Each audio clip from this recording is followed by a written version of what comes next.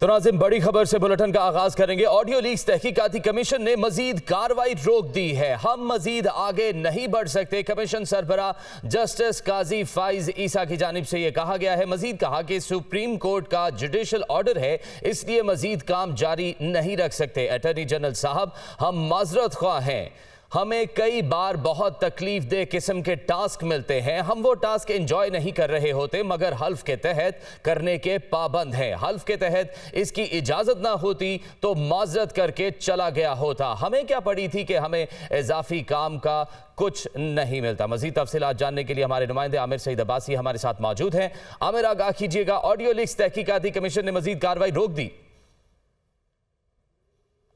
बिल्कुल, audio leaks तहकीकाती commission जिसकी सरबराही justice काजी फाइज ईसा कर रहे थे और वफाकी हुकूमत ने खुसूसी तौर पर इस कमीशन को तश्कील दिया था कि उन ऑडियोज़ की तहकीकात की जा सकें जो सोशल मीडिया पर और फिर मेन स्ट्रीम मीडिया पर भी वायरल थी मुख्तलिफ अहम शख्सियात से मुतल्लिक।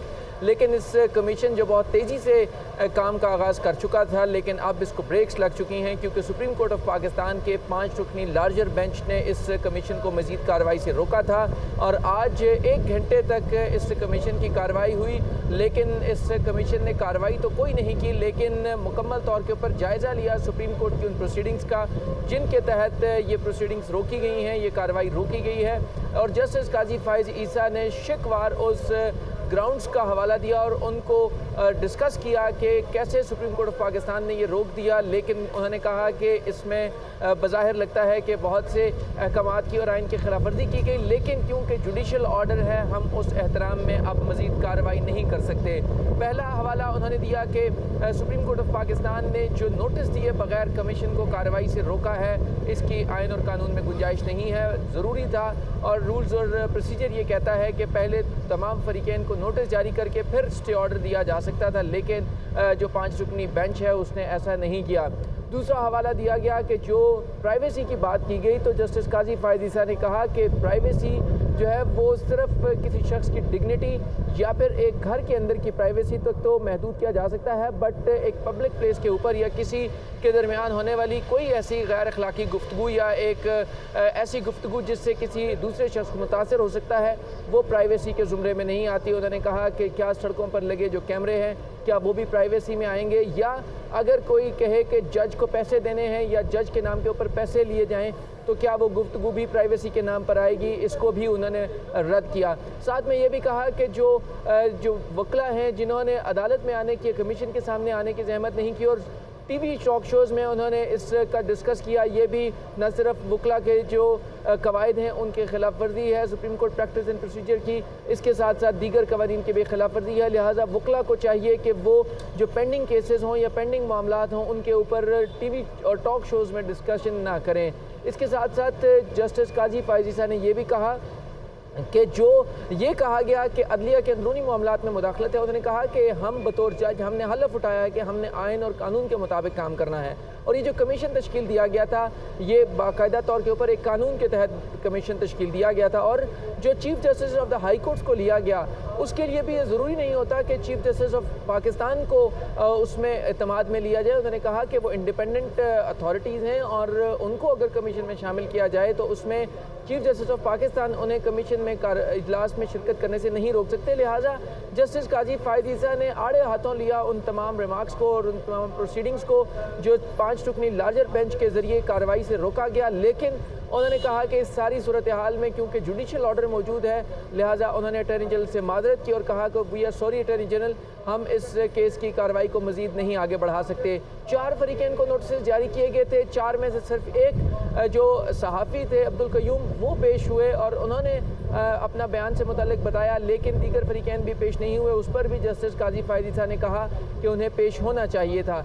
इसके साथ साथ जस्टिस काजी फाइज ईसा ने कहा कि हम सिर्फ़ और सिर्फ आइन और कानून के ऊपर अमल करने के पाबंद हैं, लिहाजा हम जो है वो ना तो हमने आइन के तहत हलफ उठा रखा है और तमाम तर जो प्रोसीडिंग्स हैं वो आइन और कानून के मुताबिक चल रही हैं, लेकिन क्योंकि स्टे ऑर्डर दे दिया गया, ऑल्दो के स्टे ऑर्डर के हवाले से ये भी नहीं बताया गया कि ये स्टे ऑर्डर दिया जा रहा है या दिया गया है, तो जो एक जज हैं, मेंबर हैं इस कमीशन के, वो कोयटा से आए हैं, उन्हें पेशगी नहीं बताया गया। और जब वो आ चुके तो तब भी जो वकला हैं, जैसे सुप्रीम कोर्ट बार एसोसिएशन के सदर हैं आबिद जुबैरी, उन्होंने अदालत में आकर बताने की भी जहमत नहीं की। लिहाजा कमीशन ने यह कह दिया है कि अब हम मजीद कार्रवाई नहीं कर रहे, यहीं पर इस कार्रवाई को रोक दिया गया है जो ऑडियो कमीशन की थी। लेकिन उन्होंने कहा कि हम इस हवाले से तफसीली ऑर्डर जारी करेंगे और तमाम तर जो हालात हैं उनका जायजा लिया जाएगा। आप हमारे साथ ही मौजूद रहिएगा। आमिर सईद अब्बासी हमारे साथ, ब्यूरो चीफ इस्लामाबाद अदील वड़ाइच भी मौजूद हैं। अदील, कार्रवाई से रोक दिया गया है ऑडियो लीक्स तहकीकाती कमीशन की जानिब से, जस्टिस काजी फाइज ईसा की जानिब से मजीद क्या कहा गया? देखिए, ऑप्शन नहीं था अब इस कमीशन के पास आगे चलने के हवाले से। लार्जर बेंच ने ये फैसला दे दिया। अगरचे ये जो मुअत्तली है इसको कलअदम अभी नहीं करार दिया गया, लेकिन इसकी फेट नजर आ रही है। जो रिमार्क्स कल सामने आ गए हैं, इस कमीशन का क्या हाल होगा, इसका क्या, इस कमीशन का जो नोटिफिकेशन है उसका मुस्तकबिल क्या होगा, ये ऑलमोस्ट वाजे हो चुका है। लेकिन चूंकि एक ड्यू प्रोसेस है, उस पर चलना है, इस पे आर्गूमेंट्स होने हैं। फ्रीकैन को भी नोटिसेस नहीं हुए थे, अब वो नोटिस गुज़िश्ता समात पे हो गए हैं। अब अगली जो समात होगी 31 तारीख को, तो उसमें अब इस प्रोसीडिंग के चलने की जो अहमियत है वो शायद इतनी नहीं रही फैसले तक, जितना इसमें पहले अदालत बहुत सी चीजें वाजे कर चुकी है, इसको मुअत्तल कर चुकी है, ये रुक चुका है। तो चूंकि कानून तो मौजूद ऐसा कोई था नहीं जिसमें ये चीजें वाजे हों कि अगर किसी जज साहब को कमीशन में शामिल करना है तो उसका क्या तरीकाकार होता है।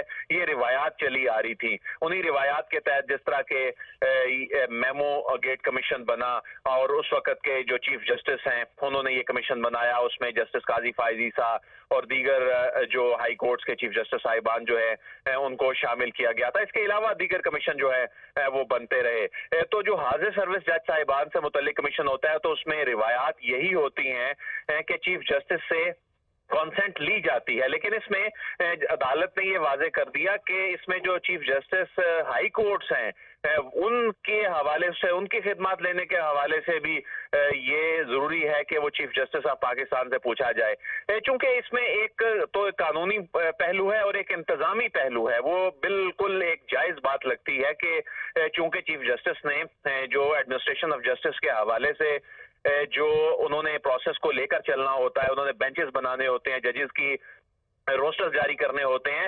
अगर इसी तरह से हुकूमत अपनी मर्जी से कमीशन बनाती रहेगी, इसी तरह हुकूमत अपनी मर्जी से जज साहिबान को शामिल करती रहेगी बगैर मुशावरत के, तो इस तरह से फिर ये एडमिनिस्ट्रेशन ऑफ जस्टिस जो है इसका प्रोसेस है ये मुतासर हो सकता है। लेकिन दूसरी जानिब एक इखलाकी पहलू भी है, दूसरी जानिब एक इसका एक सियासी पहलू भी है जो कि सियासी डोमेन में डिस्कस होना शुरू हो गया है कि इसमें चीफ जस्टिस ऑफ पाकिस्तान के जो रिश्तेदारों से मुतल्लिक जो ऑडियो, उनकी जो साथ साहिबा से मुतल्लिक जो ऑडियो का जो मामला था, तो चूंकि वो था और वो खुद इस बेंच की सरबराही कर रहे थे, तो एक इसमें कंट्रोवर्सी जरूर पैदा हो गई। और ये आने वाले दिनों में, अगर कमीशन ने तो अपना काम रोक दिया है, लेकिन आने वाले दिनों में पब्लिक डोमेन में और जो सियासी डोमेन में इस पे काफी बहस होती रहेगी, इस पे क्रिटिसिज्म होता रहेगा।